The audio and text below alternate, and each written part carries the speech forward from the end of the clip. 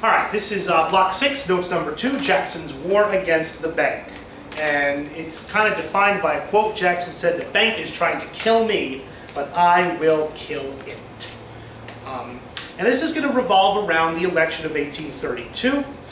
Jackson runs against Henry Clay, senator from Kentucky, the great compromiser, and a man by the name of William Wirt, who ran on a platform of throwing the Masons out of the United States. He was an anti-Masonic candidate.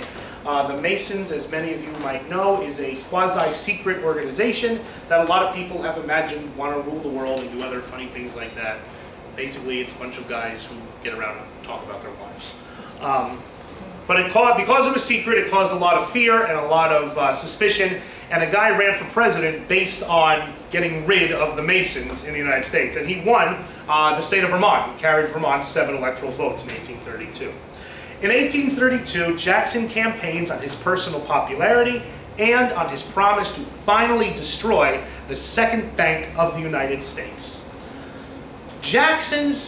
Americans' history with banks goes back a very long time. It goes back to colonial times. It goes back to the elite planters not liking banks because they were constantly in debt to them. It goes back to Jefferson digging his heels in his battles with Hamilton over the issue of the bank.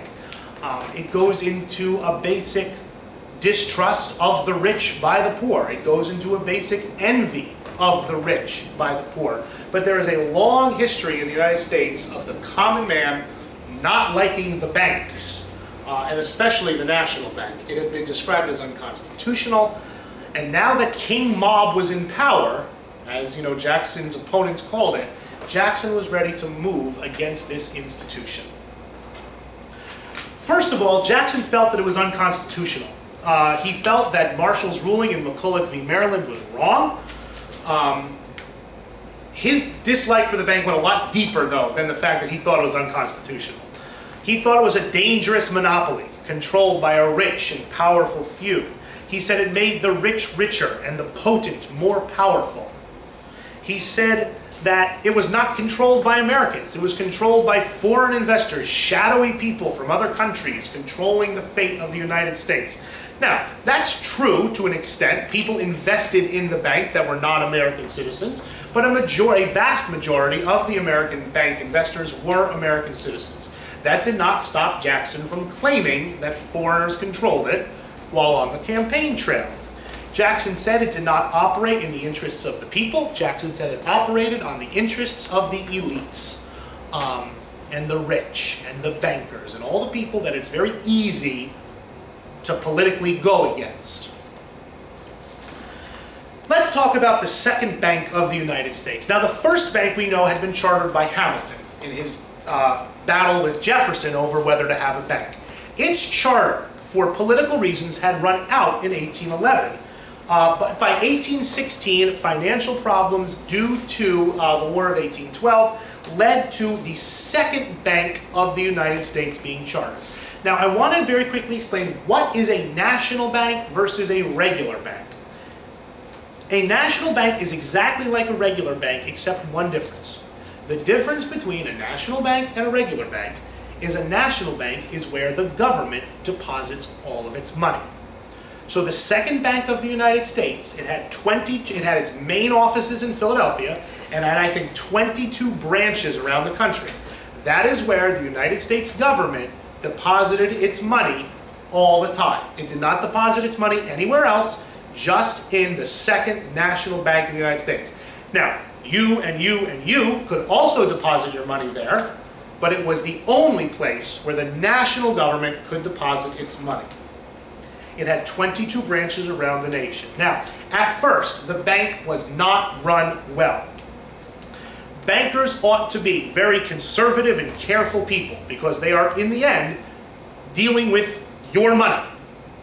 And early on, these people extended way too much credit to way too many people way too quickly, and we talked about this in the last block. You get the Panic of 1819, where there was too much credit offered, not enough cash was kept on hand, and you had the Panic of 1819 and then an economic recession.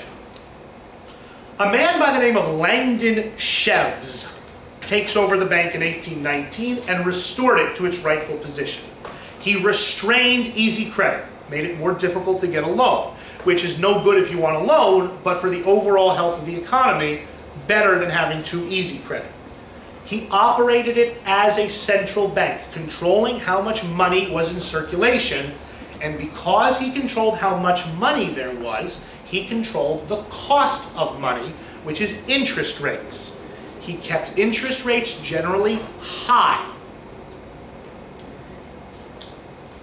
Interest rates being high, Chevs found it easy to control the state banks and private banks because they had to deal with the same interest levels as the national bank. So he kind of used his position of the national bank to restrain the smaller banks. Chevs becomes one of the most respected bankers in the world of bankers, which is not the world of everybody else. It's the world of bankers, which is a different animal. Chevs turned the bank over to a man named Nicholas Biddle in 1823. Here's Mr. Biddle, and here's President Jackson. Nicholas Biddle was only 37 years old when he became president of the Second Bank of the United States. He was well educated, urbane, a brilliant banker, sophisticated, elite, certainly. He was not an able politician, he was a terrible politician. And like many, many smart people, he definitely looked down his nose at people who were not as smart as he was. And most people were not as smart as he was. Andrew Jackson was not as smart as he was. Few men were. But he came off as arrogant, and if he's going to go toe-to-toe with the most popular man in America, being arrogant and a poor politician does not lead you to success. But the war over the bank is going to become a personal struggle between Jackson and Biddle. Biddle's policies, he continued the sound policies of his predecessor. He was a very conservative banker. He wanted to restrict the amount of money out there. He had a policy, whenever paper money came into one of the 22 branches of the second bank, he ordered that paper to be converted into specie, or coin. He boasted that he could force any bank in the country out of business by forcing it to exchange its paper for coin. Now, he meant this as saying, look how careful and wonderful I am. I am so responsible. I can force anybody out of business, but I won't. Jackson and Jackson allies took that to mean that he was an economic dictator who could use the power of the banks to ruin anyone he chose to ruin. That's what we said about him not being a good politician, Mr. Biddle. You don't go around claiming that you can destroy any bank that you want with people's hard-earned savings in that bank. Biddle followed a policy of purposely slowing down economic growth. He said, if you slow down growth, you will avoid the violent ups and downs that had characterized the country's economy since its founding. Biddle said, slow and steady wins the race. That slow, steady growth is a lot better than the violent ups and downs of the business cycle, of boom and then bust. Banks, like we said, had opponents for a long time. Those who don't like banks don't like Biddle's bank. Why? Because it's big and powerful. If a bank is bad enough, a big and powerful bank is even worse. Some bankers who want to pursue more risky strategies don't appreciate Biddle's conservatism. New York bankers don't like Biddle's bank because Biddle's bank is in Philadelphia. And they say, New York's the biggest city in the country, why are we sending all of our money to Philadelphia? Some people are arguing that the bank is making profits that belong to the people of the United States. Now that's sort of true, because the bank is making money on people's tax dollars.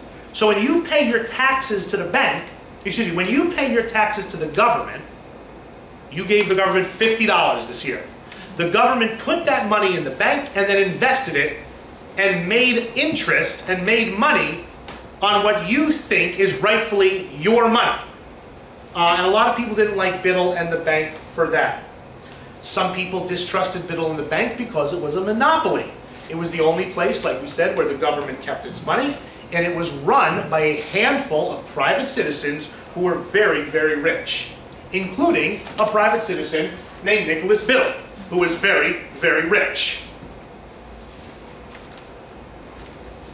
Jackson decides he is going to end this bank. Jackson is not interested in compromise. Jackson is not interested about learning about how a bank works. Jackson is not interested in learning why a bank might be a good thing. Jackson is not interested in learning that Biddle's bank is actually doing a lot of good for the United States. Jackson is interested in destroying it, period. He is not interested in compromise. He distrusted banks, he distrusted bankers, and for Jackson, that was it. Of all of the bank's foes, you could certainly count Jackson as one of ignorance. Jackson's attack on the bank came out of the fact that he did not know why banks were good and what their purpose was. What time are you here? Now, Biddle made another political mistake. Instead of putting himself above politics and saying, I am not interested in politics, I am doing what's best for the country, despite the president, Biddle starts to align himself with Jackson's political opponents, the National Republicans. He begins offering loans to Jackson's political opponents in order to build a following against Jackson. So what's happening here is Biddle is giving loans and support to Jackson's political opponents, and of course Jackson is just going to turn that right on Biddle and say that he's trying to buy benefits, that he is trying to buy support against him. Look what rich men can do. They can buy support for their beliefs, that Biddle is cozying up to Henry Clay and the National Republicans against me and you and all the common people, and it's an easy charge to make. Clay is using Biddle, Henry Clay, Senator Clay, who's running for president. He is hoping that the common people will see the benefit of banks and use that to defeat Jackson. Clay asks Biddle to put the charter for the bank up for renewal early.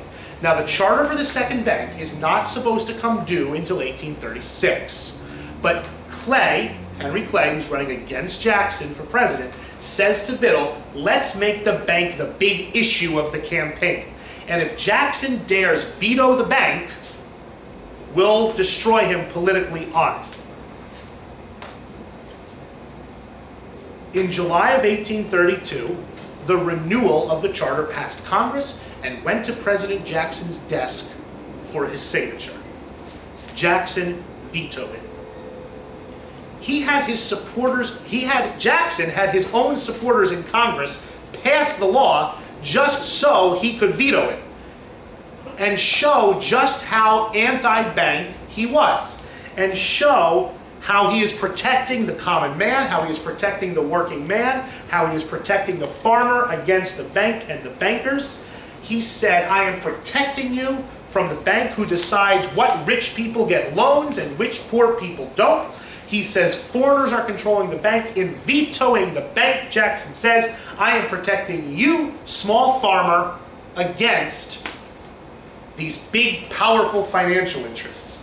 And if you look at the political cartoon on your notes, here's Jackson cutting off lots of different heads, lots of reasons the bank is bad.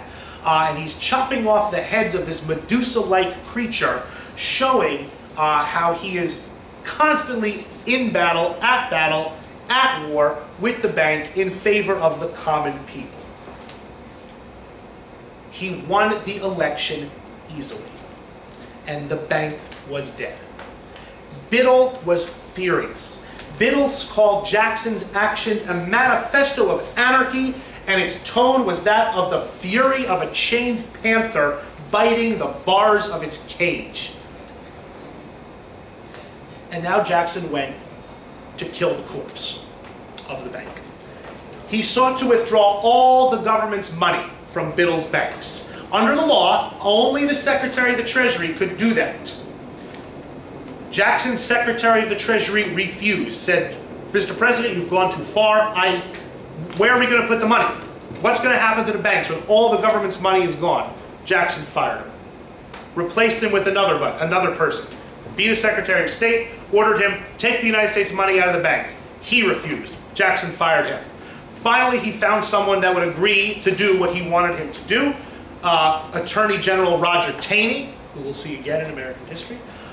Taney became Secretary of the Treasury and took all the money out of the second bank of the United States. It was put into 7 individual state banks. Many of those banks were owned by friends of Jackson's administration. One of those banks was owned or invested in heavily by none other than Roger Taney, who had been the guy who withdrew all the money. And they soon got the name pet banks, that the money was only put in them because they were run by friends of the president. That charge was not entirely fair because there was really nowhere else to put the money at that time. Biddle gave it one more chance. His bank had all of the government's money removed from it, but he was still a very powerful banker. He called in all of his loans. If you owed his bank money, you had to pay right now. He demanded that all of the paper money in his banks be converted to gold and silver immediately. He knows he is going to create a crisis. He wants to create a crisis. And who does he want blame for the crisis to fall on? Obviously, President Jackson. He wants people to start hurting economically and then blame the president for destroying the bank. Biddle underestimated his opponent. Biddle did all those things. The economy went into a panic. People started running to President Jackson. Put the money back in the bank, put the money back in the bank. Jackson said, I am as firm as the Rocky Mountains. I will not change this policy, come what may. And they run to Jackson and saying, put the money back, we're all hurting, we're going bankrupt. And Jackson simply looked at them and said, go talk to Biddle. He's the one with all the money. He's the one that can make the loans. He's the one that can convert the money back. Don't talk to me, talk to him. And Biddle's bad political judgment came to the fore again. The people ran back to Biddle and said, how dare you do this? The pressure on Biddle was too much, and he released the money. Biddle had lost. Biddle was not an old man, but this fight aged him, and Biddle retired and was out of public life forever at that point. And Jackson had completely defeated him. What happened next was a financial panic called the Panic of 1837. Because the bank had been destroyed and because it was no longer led by Biddle, credit again became very easy to get. State banks began offering credit on very easy terms. Rising American interest rate brought English capital into the country. Paper money increased by 50% in less than 2 years. Land speculation was everywhere. In New York City, which was the biggest city in America, 250,000 people had land laid out and paid for a population of 2 million. Such was the speculation in land. Western farmers mortgaged their farms to buy more land, and then mortgaged those deeds to buy even more land. At that point, Jackson blinked. He said, this is getting out of hand. This is going to create a bubble. This is going to create a speculative bubble that no one will be able to control. Jackson panicked. Jackson grew alarmed and issued what's known as the Specie Circular. In 1836, he issued what's known as the Specie Circular. And what the Specie Circular was a law that said all land purchases from that moment on had to be made in gold and silver. Well, that had the predictable effect. All of a sudden, people stopped buying land. And when people stopped buying land, the price of land collapsed. People desperately tried to convert their paper into specie, but the banks soon ran out. There's only so much gold and silver in a country. Everyone thought that they were going to go bankrupt. The people ran to the banks. There was a run on the bank, convert my money into gold and silver. The banks did it until they literally ran out of gold and silver. And then people were holding paper money that was worthless because Jackson had ordered that all land sales take place in gold and silver. The banks collapsed, And when banks collapse, even people that had nothing to do with this, if you were a regular Joe who had been putting a little bit of money away every week for 40 years, your money's gone. It collapsed the economy. And you have to put the blame of that squarely on President Jackson. That the poor lending decisions of the state banks, plus Jackson's specie circular, plus Jackson's war against the bank, produced an economic bust that took several years for the country to climb out of. But Jackson had won, and the bank was dead. And still to this day, there has never been a third bank of the United States. We do not have a central bank. We have what's called the Federal Reserve, which serves many of the same functions. But once Jackson killed that bank in 1836, that was the end of central bank. That was the end of an American national bank for all time. So score, Jackson 1, Bank and Biddle 0. And that's Jackson's war against the bank.